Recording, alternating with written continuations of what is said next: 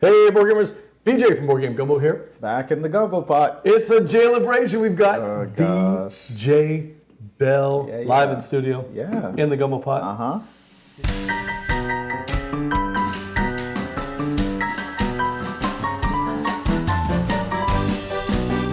Did you notice that we've changed some things since you're gone? Yeah, man. The Gumbo Pot has gotten some upgrades. They look amazing. I'm happy to be here. It tastes good to be home. Now you can see BB-8. Oh, yeah. BB's in. But the viewers, the chat crew cannot see BB-8. This is true. The chat crew gets the board games on. So, Jay, a couple of weeks ago you were here, I think, or was it a couple of months ago? Couple months? You mean back in August? Yeah, it was a couple months ago.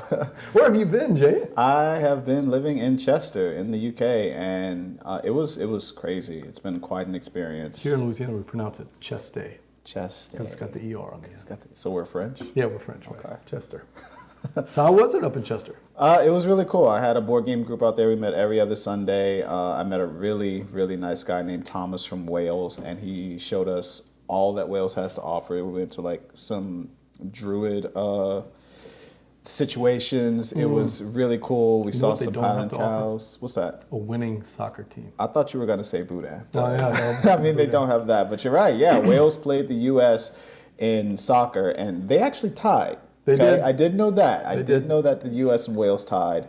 But I think they lost to England today. So yeah. They're not going forward. Yeah. I've been watching this show called We Are Wrexham. Yeah. Did you watch it? Reynolds in. Well, I watched one episode that kind of gave you a little more culture on Wales. It's really. Oh, I know the one you're talking about. Yeah. When they were pronouncing the Wide World of Wales. Dude, So Wales offers a ton of stuff, including the longest train station name in England. Right. Yeah. It's not the longest one in the world, but the longest one in England. And Chester is in Wales. Chester is next to Wales. They border each other. Did you ever learn to speak any Welsh? Can you say something? Can you say back in the Gumbo Pot? Thomas is like beaming me with his eyes right now because I can't say a lot of things. I can say Llandudno. That's a place in Wales. Llandudno. Okay. But I can't do the tongue thing. It's like Llandudno. What was the best game you played out in Wales? The best game in Chester. I played in Chester. Gosh, I don't want to say Planet Unknown, but already. Yeah. But last time I was your here. First choice. Other than Planet Unknown. Other than Planet Unknown, the best game I played in Chester. That's really, really tough. It might be Voyagers. I had never played Voyagers before. I have never played Voyagers. It's a roll and write. Okay. Really fun. You know I like my donut and rights.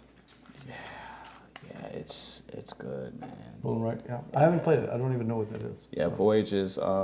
You buy it online and it comes as a PDF, right? I don't think you can actually get physical. Oh, okay. Like a physical shipment of the game. But yeah, it's a really good roll and write. I'm blanking on who's the publisher, who's the designer and stuff. We're gonna look it up. Yeah, we'll look it up. Or if Steve shows up tonight, the name father should be checking in soon. So he said he was gonna pass by. He wanted to say hi to you.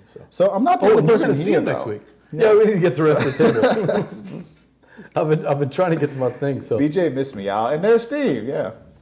Oh, there he is. The name father's checking in. Hey, Steve, what's up?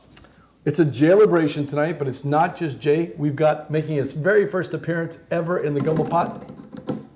How's it going? Barnes is back. Barnes, you and Jay have actually met each other at Gen Con before. Yeah. And you guys have been playing some games lately. I think this weekend you guys played games. Yeah. What was the best thing y'all played this weekend?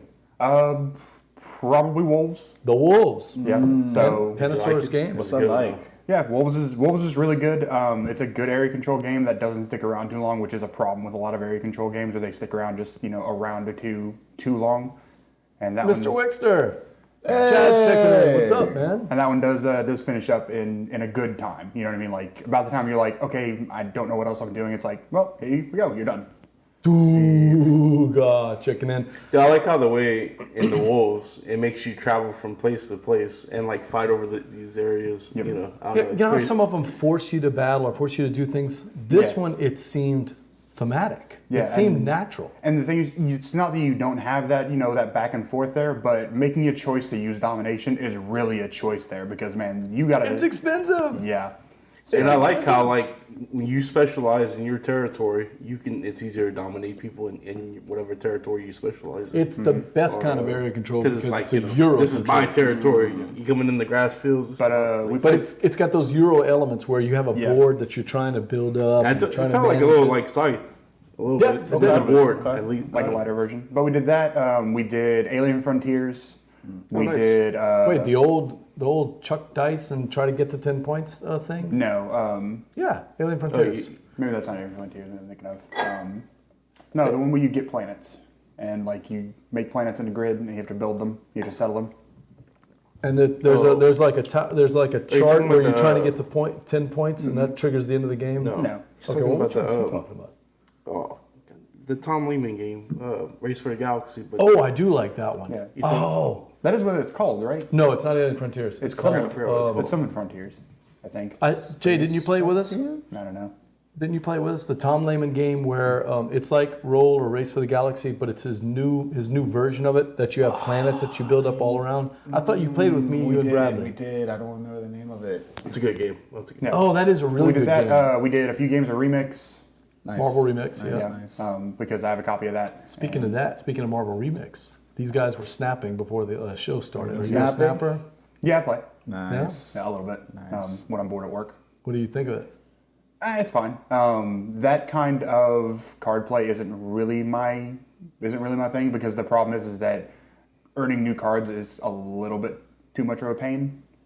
Oh, is it? Yeah, and I don't I like like cards. the fact It's a that you grind, upgrade man. your aesthetics, though. That's pretty cool. I wish they had some kind of solo game, like not just like a full campaign, but just something where I could test ideas and concepts against an AI before I take it in, and they don't really have anything like that, and that makes me kind of. Well, I'm early in the game, sad. so that's all I'm playing is against I'm assuming it's the 8i, because I don't seem to be playing against human players. Yeah. So the tutorial. Barnes, I'll tell you, on their roadmap, they're planning to do I forgot what they call it, but it's like no risk matches, right? Where you're just like testing out your decks to see if it's the right mixture. Because you're right, it's a risk when you make a new deck and you got to go in and play somebody because you're gonna maybe win some points or maybe lose some points. Yeah. Because I mean, like a Sentinels deck would be really cool, but it's like you got to test that, man, because that could be anything. So we'll see though. What's your favorite part about Snap? Just like making the decks and the snapping. Oh, the Snap. the actual betting to see if I haven't someone will got back that out far. or not.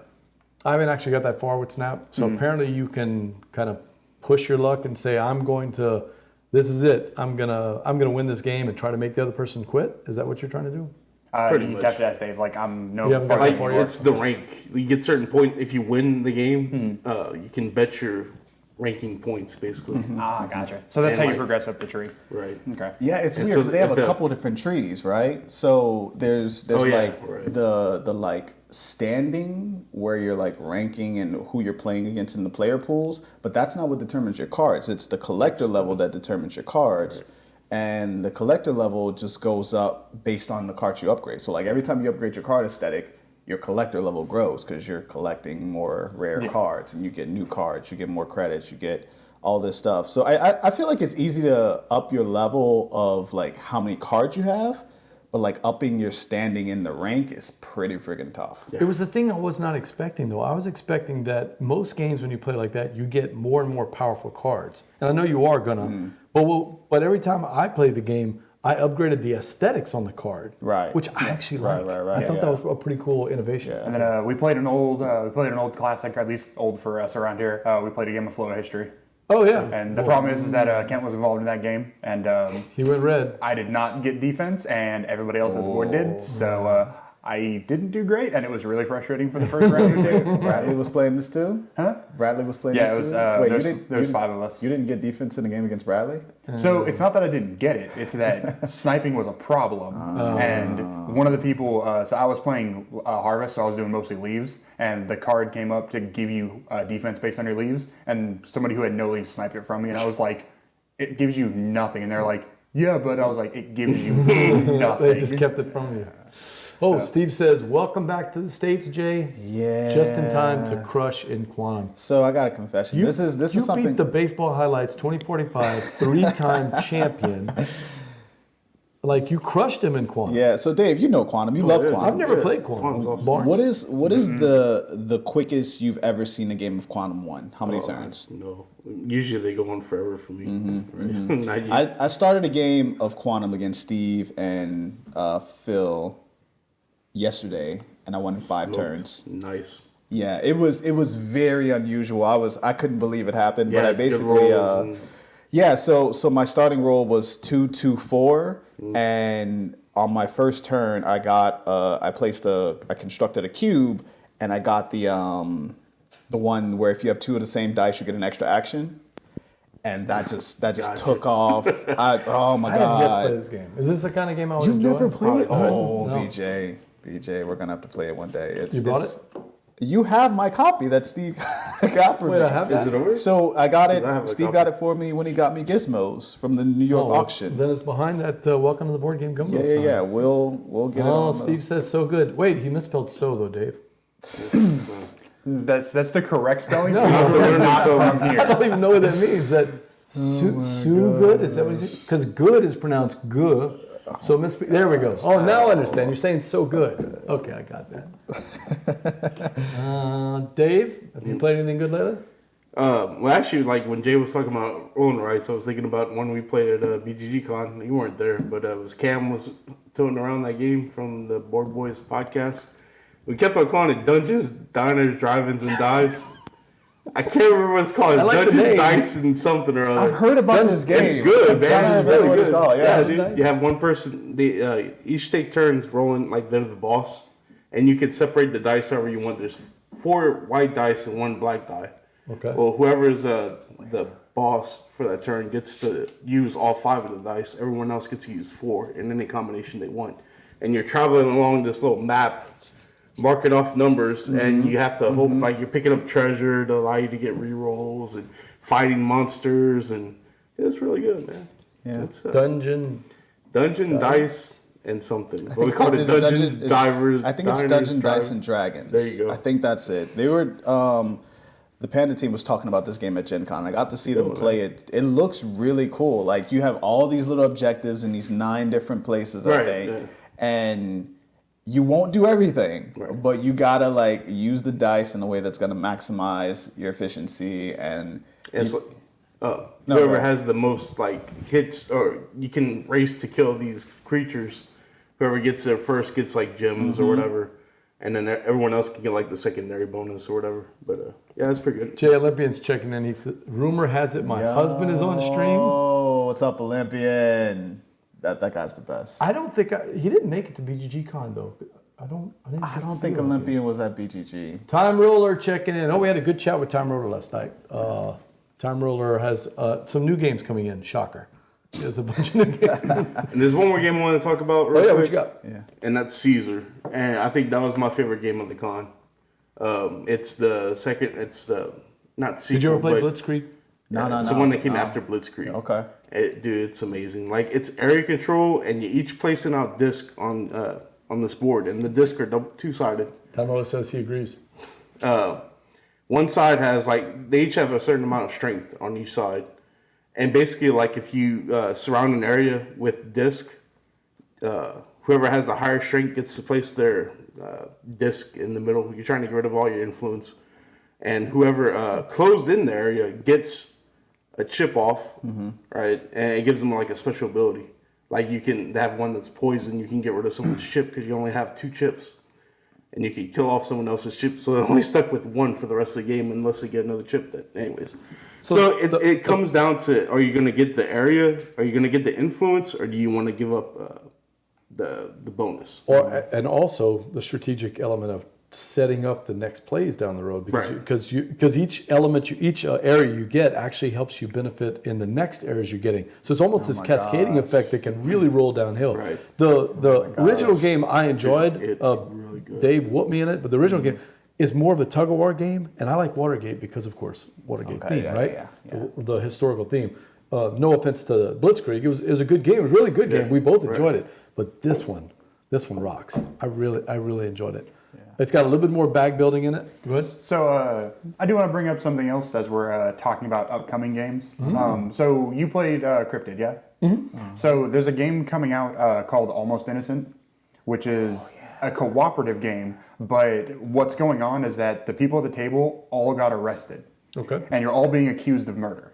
The difference is that you did commit a crime, but it wasn't that one. Oh, okay. And so, but the reason I compare it to Cryptid is because what's going on is that each person around the table gets to ask questions, but they're trying to prove what their partner did to get themselves out of trouble. What I liked about Cryptid is that Cryptid, there was less room for making a mistake that botches the game, like Mystery of the Abbey, which I love Mystery of the Abbey, but if somebody messes it up, it botches the game. But the thing about Cryptid and the reason why it applies to Almost Innocent is because what other people ask is important to what you have to do in Cryptid, and that's the way Almost Innocent is. If you have to listen to the answers. You have to listen to what other people are asking, and so I don't remember who has the game coming out. It's Colossal. Colossal. I just yes. looked it up. I'm doing the responsible thing. Oh, nice. Yeah, so Colossal's, I think they're still taking late pledges for it, but it looks really interesting. I got them to run me through a demo because they had a demo version at Gen Con. And yeah, really interesting looking cooperative game. Yeah, Olympians on it. Colossal makes good games. I'll see if I can play it at PAX if it's Hopefully there. they'll have it. Doing good things. So Yeah, and it's Dungeons, Dice, and Danger. It's a Richard Garfield design, which makes sense, and it's okay. by Aaliyah Publishing. Hey, so And the Colossal is killing it because they have another game I didn't get to play at BGG Con only because it was always, and I think it's the Apocalypse game that you I think tapped out. Revive. Revive, yeah. Right. I don't think you played it, right? No, I did not. Yeah. What I wasn't in happened? the right. I wasn't in the right mind frame. Well, like they were all hyping it up, saying like it's gonna be this apocalyptic theme. You're trying to survive out in the you know. And I walk up to it and it looks like one big giant spreadsheet. I'm like, okay, I'm out. Olympian, YOLO, man. They totally just like, do it. You just got to do it. Just do it. Say you're going to do it and go. So here's the thing about PAX, Or he could right? work for Carlos. Carlos looking for people right now. She had one of the workers back out with COVID. So yeah, Olympian, this is the thing about PAX, man. You know, like it's gonna be more just hanging out with people than even playing games or buying games. Is there after-hour gaming though? Because that's one of the issues with Gen Con. You have to go a time or two to know where the gaming is going to be. It's just not as gaming friendly as BGG Con. Yeah, I'm Is there trying gaming at PAX to here? remember. So the times that I've been to PAX, we would either play games in someone's hotel like lobby area because all the hotels in the area are aware that this is going on. Okay. So, you know, and There's I'm some pretty open sure tables. the playing area next to where all of the vendors are is still open after the vendor hall closes. They kind of like move it off. I still haven't met Darcy, his adorable offspring. Oh, nice. Yeah. But yeah, Steve's gonna be there. Day tripping the PAX. Philip Millman. Philip's gonna be there. I'm gonna get to meet Amy from Pink Tiger Games. Oh, that's right. Yeah. Yeah, Amy's gonna be I saw there. she's going to be there. Yep. And Evan's going to be there. Evan Halbert's gonna be there. I don't It's think gonna be a good Earl time. is going to be there. I don't think Verla's gonna be at PAX, but yeah, I'm gonna be spending 90% of my time just hanging out with friends. But quick update: Voyagers is by Matthew Dunstan, which makes sense because I mentioned that when I played that Matthew has been destroying my wallet, my shelfie, Voyages. You still haven't played Elysium yet. No, I haven't. Elysium is so good. See, this is Elysium the is problem. so good. It's his best game, although Guild of Merchant Explorers is close. Guild of Merchant Close, Explorers. but- it's close between those two. They're two makes great totally games, different games, so I clearly. don't even want to count that. The Voyages is All by right, Postmark Games. If you get a copy, yeah. you get a copy, or you already have a Voyages? copy. Yeah. If I'm not mistaken, because Dobler got it, but I think Postmark Games chooses to do like the. Well, if the Dobster has it, No, I was looking at the last. Yeah, comment. he printed it out and he laminated them, but I think that might be the only way you could get them, right? As like a print and play game. Mr. Wixer's throwing shade on you. Well, no, actually, I don't think he's throwing shade. I the think he's Saints throwing gear some props to you. Yeah. Jay soon. You know, Shout out, Dave, let me show you. I will spotlight. Dave actually does have his always stuff have on. my- Yeah. He's got his Saints on. Yeah, Mr. Rickster. The thing is, Dave is a true Saints fan. I'm from New Orleans and I don't really love the Saints. So like, this was a gift that I didn't buy. Terrible I don't cold. really care. Everybody's shaking their head at me. I know it's a shame, but yeah.